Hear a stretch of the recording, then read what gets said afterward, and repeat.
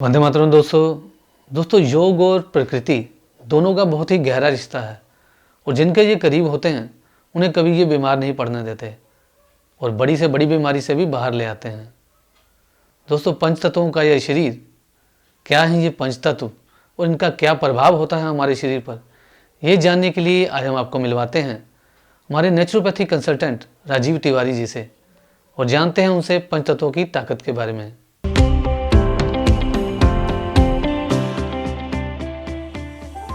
राजीव तिवारी जी, आपका हमारे इस program yoga for better life में स्वागत है। चंद्रशेखर जी, आपका बहुत बहुत धन्यवाद। राजीव जी, आप योग और प्राकृतिक जीवन शैली जो नेचुरल लाइफस्टाइल है उसको किस नज़रिए से देखते हैं? चंद्रशेखर जी, योग और प्रकृति जीवन शैली एक ही सिक्के के दो पहलू है। आज मैं आपको प्रकृति जीवन शैली के बारे में बताऊंगा।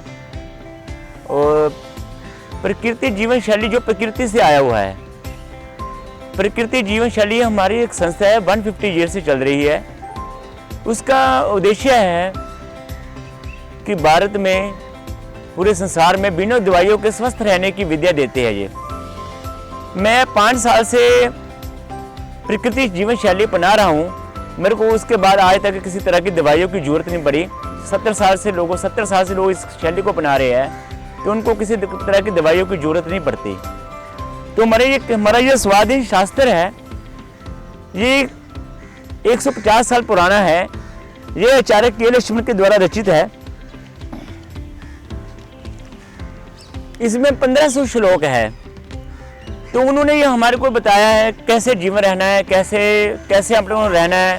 भगवान ने कुछ नियम बनाए हैं संसार में हमारे को जब भेजा है कि हमारे को कैसे रहना चाहिए, कैसे बोलना चाहिए, कैसे सोना चाहिए, कैसे खाना पीना चाहिए। अगर हम उन नियमों की उल्लंघना करते हैं तो हम फिर बीमार हो जाते हैं। राजीव जी, आपके अनुसार हमारी जीवन शैली कैसी होनी चाहिए? आजकल लगता है स्वस्थ रहना बड़ी गंभीर सी समस्या हो गई है। मैं देखता हूँ भगवान ने इतनी सारी प्रकृति बनाई है, इंसान को सर्वश्रेष्ठ बनाया है।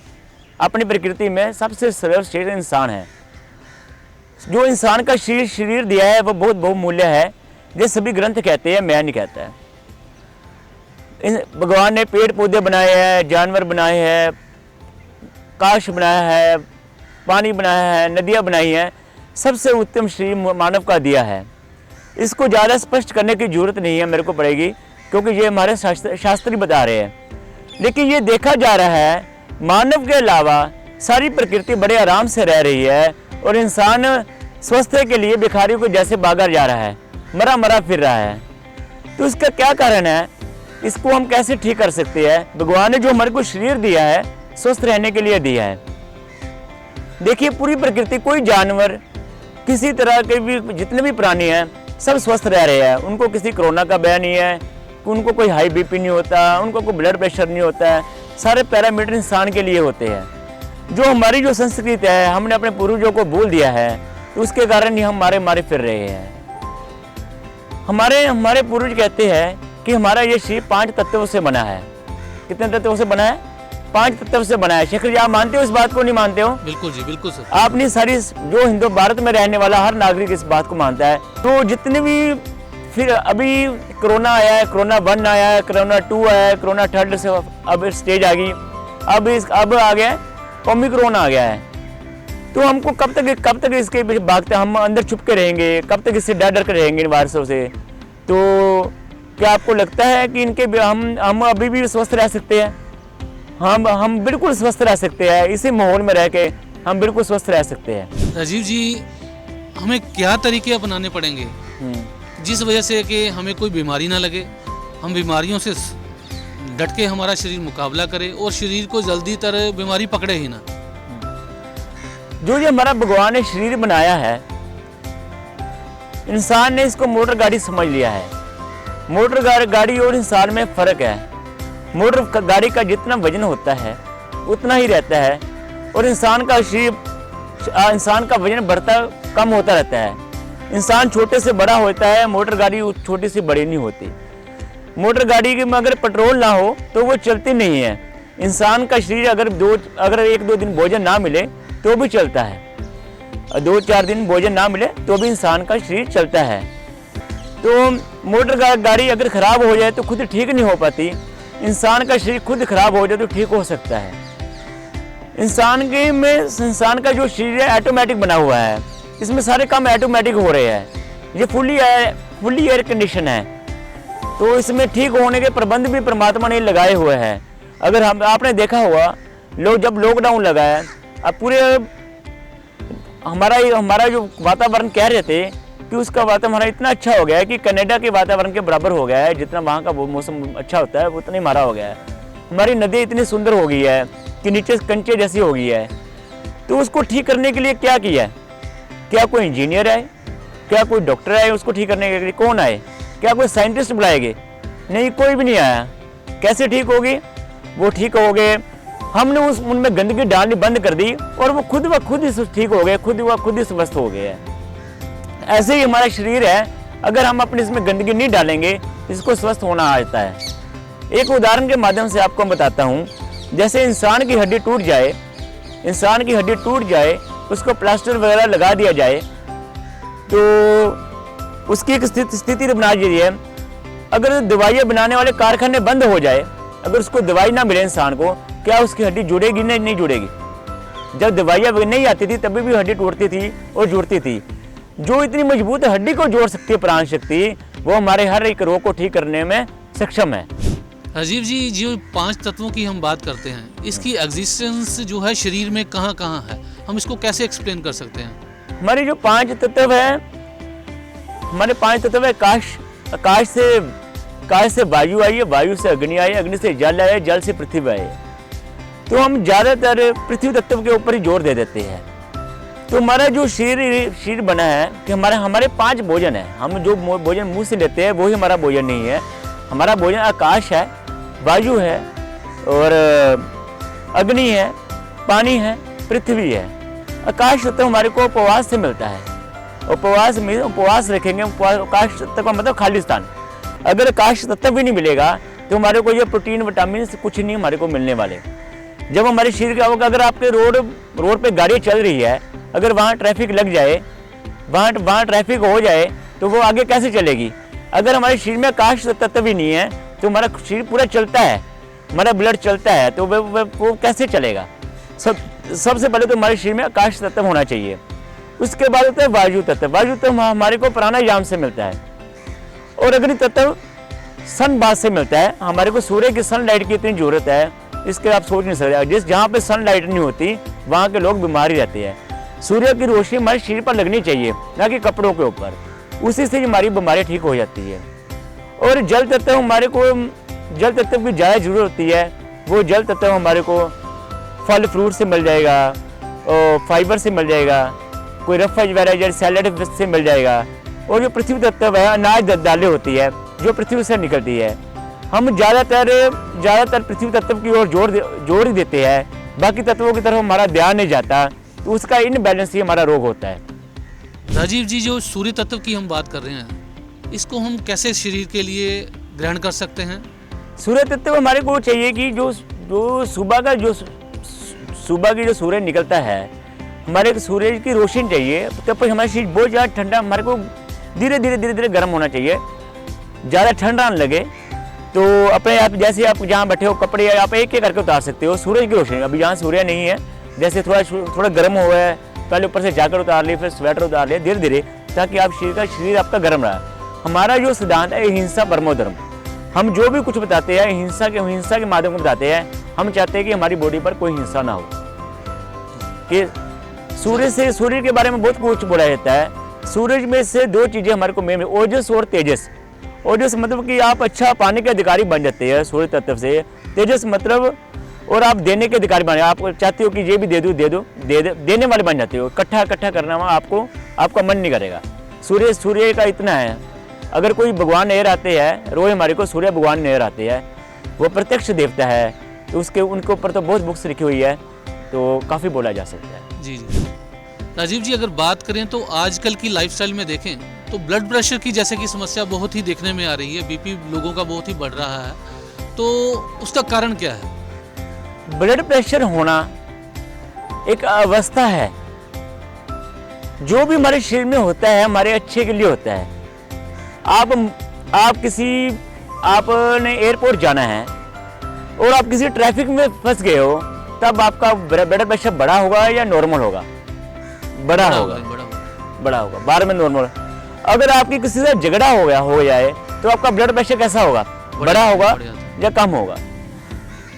तो जैसे खेल के मैदान में है, खिलाड़ी खेल रहे हैं, वो लास्ट स्टेज में है और हारने की पोजीशन में है, अगर उनका ब्लड प्रेशर नहीं बढ़ेगा तो क्या वो जीत जाएंगे, हार जाएंगे? ब्लड प्रेशर बढ़ना एक शरीर की अवस्था है। हमारा शरीर हमारे पूरे शरीर को हमारा ब्रेन चलाता है। तो ब्लड प्रेशर एक रोग नहीं है, ये लाइफस्टाइल डिसीज है। ये हमारे को बचपन से नहीं है, बाद में आया है। ब्लड जैसे हम कोई एसिडिक खाना खाते हैं, पकोड़े वगैरह खाते हैं या पूड़ी वगैरह खाते हैं, तो ब्लड प्रेशर बढ़ जाता है। ब्लड प्रेशर क्या है कि ये ब्लड प्रेशर मतलब अपनी जो हार्ट की जो नस नली है वो अच्छे से काम नहीं कर रही, उसको ज़्यादा जोर लगाना पड़ रहा है। ब्लड प्रेशर की अलग जैसे इनके जो पैरामीटर सारे जो मॉडर्न मेडिकल साइंस के हिसाब से, जैसे 1978 में जो बीपी का पैरामीटर था 160/100, मीन 160 पे आप हो तो आप बिल्कुल ठीक हो, आपकी दवाई मेडिसिन की जरूरत नहीं है। 1978 में ये बोल रहे थे। अब 1997 में आया है कि 140/80 कर दिया कि आप 140 तक हो तो आपको कोई दवाई खाने की जरूरत नहीं है। और 2017 में है कि 130/80 हो गया तो आपको मेडिसिन खाने की जरूरत नहीं है। अब क्या चल रहा है कि आपके पैरामीटर आपका है 120/80। अब 120/80 तक आपका मिनिमम आपका इतना ब्लड प्रेशर होना चाहिए। तो अब वो थोड़ा सा और कम कर देंगे तो उसमें तो मैं भी आ जाऊंगा, तो उसमें तो कोई भी स्वस्थ नहीं है हो उसका। आप ध्यान से देखना, जिनको भी हार्ट अटैक आते हैं या ब्रेन हेमरेज आते हैं, आप कभी हॉस्पिटल में जाके देख लेना। 10 में से 9 पेशेंट आपको ऐसे मिलेंगे जिनको बीपी या डायबिटीज की पहले से ही प्रॉब्लम थी। वो बोलते हैं कि ये एक नया रोग आ गया है। हम बोलते हैं कि 10 साल से आपने बीपी और डायबिटीज को दबा के रखा, उसका ये बिगड़ा हुआ स्वरूप है। तो अगर हम दवाइयों से हमारे को स्वस्थ मिलता दिखता नहीं है, तो जो हमारे फादर है मॉडर्न मेडिकल साइंस के, वो भी ये बोलते हैं अगर आपका फूड ठीक है तो आपको दवाइयों की जरूरत नहीं है। यही हमारे आयुर्वेद सूत्रम ग्रंथ ये भी बोलता है अगर आपका भोजन ठीक नहीं है तो आपको औषधि काम नहीं करेगी।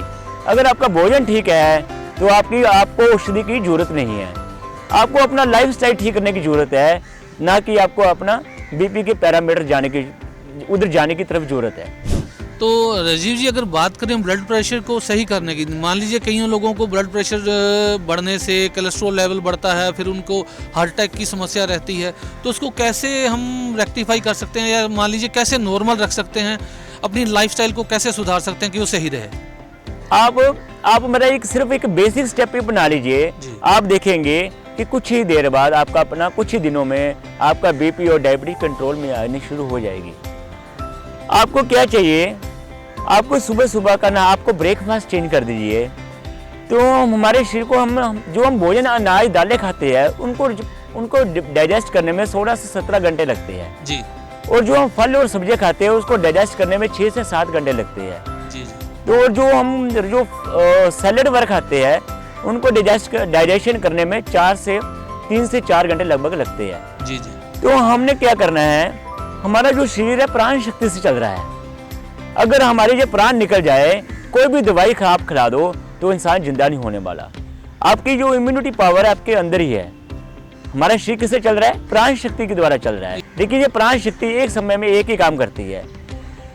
जैसे हम भोजन करते हैं तो हमारी ये प्राण शक्ति उस भोजन को पचाने में लग जाती है। हमारे शरीर में मुख्य रूप से 2 काम हो रहे हैं। एक तो ये काम होता है जो हम भोजन करते हैं उसको डाइजेस्ट करने में, उसको जो है भोजन को खून चाहिए, मांस चाहिए, हड्डी चाहिए, वो बनाती है। दूसरा है हमारे शरीर में की सफाई होना। जब हम भोजन करते हैं हमारा सफाई का काम अंदर से रुक जाता है। शरीर में मल का रुकना, गंदगी का रुकना ही रोग है। राजीव जी, अगर बात करें तो फिर शरीर को स्वस्थ रखने के लिए, यानी कि शरीर के अंदर मल जमा ना हो, तो उस गंदगी को हटाया जा सके आसानी से, वो कैसे हटा सकते हैं बिना दवाओं के?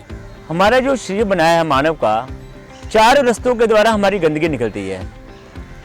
श्वासों के द्वारा, पसीने के द्वारा, बाथरूम के द्वारा और पाखने के द्वारा।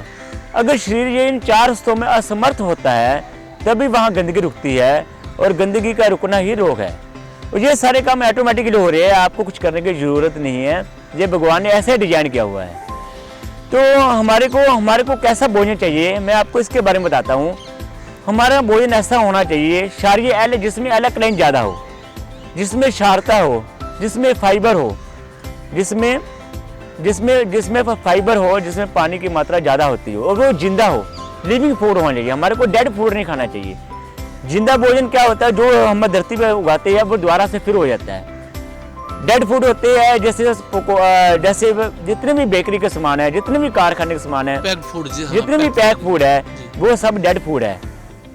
जो जिंदा भोजन है, जिंदा रहने के लिए आपको जिंदा खाना पड़ेगा, और मरा हुआ खाओगे तो मरा हुआ खाओगे, मरी हुई बात करोगे। जैसे बाइबल में कहा गया है, गला हुआ खाओगे तो गल जाओगे, सड़ा हुआ खाओगे सड़ जाओगे, मरा हुआ खाओगे मर जाओगे। जिंदा रहने के लिए आपको जिंदा ही खाना होगा। तो इसमें अगर हम वेजिटेबल्स की बात करें जो डायरेक्ट नेचर से हमें मिलती हैं, हाँ, जो हमारे को डायरेक्ट नेचर से मिलेगी है। एक 3 तरह की रसोई होती है हमारी। एक भगवान की रसोई होती है, एक इंसान की रसोई होती है, एक शैतान की रसोई होती है।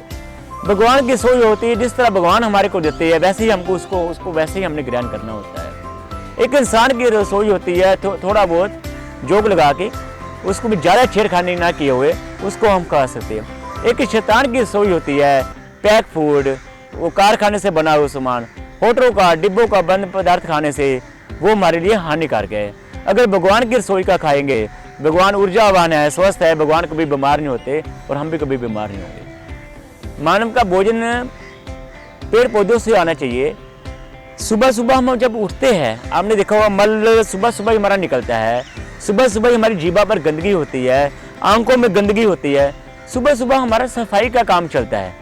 जब हम चाय खाते पीते हैं या परोंठी खाते हैं, अनाज खाते हैं, तो हमारा सफाई का काम रुक जाता है। सुबह सुबह हमारे को जब हम जूस पीते हैं, जूसेस रहते हैं, कोई वेजिटेबल जूस रहते हैं, जैसे धनिया टमाटर का जूस ले लेते हैं, पुदीने का जूस पी लेते हैं, पालक का जूस पी लेते हैं, नारियल पानी पी लेते हैं, डाब का जूस पी लेते हैं।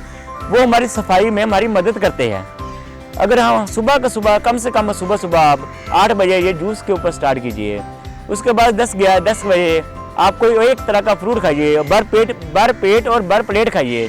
और उसके बाद 2 बजे आप एक सैलड की प्लेट खाइए, मौसमी सैलड खाइए। जैसे आजकल के मौसम में गाजर, धनिया ये सब आ रहा है, वो ही खा लीजिए। तो उसके बाद मैंने आपको 2 बजे का बेसिक आपको डाइट प्लान दे दिया है। बाकी आप अपनी बुद्धि के हिसाब से आप अपना कर सकते हैं, जो आपने खाना है, जो आपने सीखा है आज तक। तो आप देखेंगे, आप 15 दिन इसको करके देखें, आपके अंदर कितना बदलाव आता है। आप पहले से ऊर्जावान ज़्यादा नजर आएंगे और आपको काफ़ी अच्छा लगेगा। राजीव जी, आपने इतनी बहुमूल्य जानकारी दी, हमारे साथ जुड़े रहने के लिए और इतनी बहुमूल्य जानकारी देने के लिए एक बार फिर से राजीव जी आपका बहुत बहुत धन्यवाद। शेखर जी, आपका भी बहुत बहुत धन्यवाद।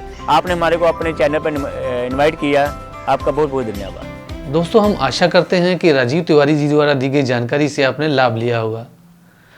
दोस्तों, अगर आप हमारे इस चैनल पर पहली बार आए हैं और आपको हमारा ये प्रयास अच्छा लगा हो तो हमारे चैनल को लाइक और सब्सक्राइब कर दें, ताकि हमारे आने वाले प्रोग्राम्स के नोटिफिकेशन आपको मिलते रहें। वंदे मातरम।